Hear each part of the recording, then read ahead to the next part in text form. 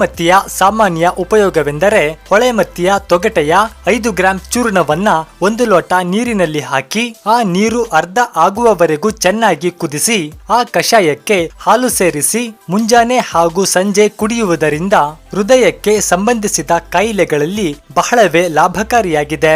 ಇದರ ತೊಗಟೆಯ ಕಷಾಯದಿಂದ ಬಾಯಿ ಮುಕ್ಕಳಿಸುವುದರಿಂದ ಬಾಯಿಯೊಳಗಿನ ಬೊಕ್ಕೆ, ದುರ್ಗಂಧ ಇತ್ಯಾದಿ ಸಮಸ್ಯೆಗಳಿಂದ ಮುಕ್ತಿ ಪಡೆಯಬಹುದಾಗಿದ್ದು ಈ ಅರ್ಜುನ ಕಡ್ಡಿಗಳಿಂದ ಹಲ್ಲನ್ನು ಸಹ ಉಜ್ಜಲಾಗುತ್ತದೆ.